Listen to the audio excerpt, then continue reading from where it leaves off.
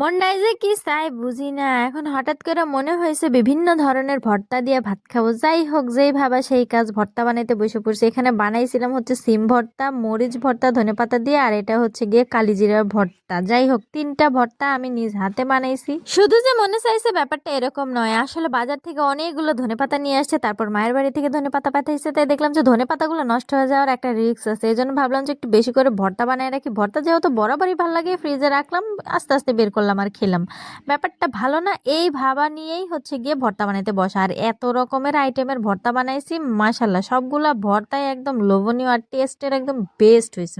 ভর্তা দিয়ে খেতে খেতে প্লেটের ভাত শেষ হয়ে গেল। আর একটু ভাত নিয়ে নিলাম, আর সাথে নিয়ে নিলাম হচ্ছে গিয়ে কবিতরের মাংস। কবিতরের মাংসটা বাচ্চাদের জন্য রান্না করছিলাম, তো সারাদিন ওরা খাইছে, এইটুকু ছিল। আমি আবার শেষ পাতে নিয়ে নিলাম, যে শুধু শুধু বাসি করার কি আছে, খেয়েই নেই।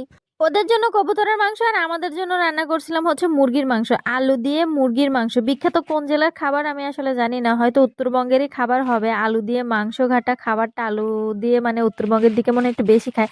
যাই হোক, খাবারটা আলু দিয়ে হইলেও অনেক ভালো লাগে, আমার কাছেও ভাল লাগে।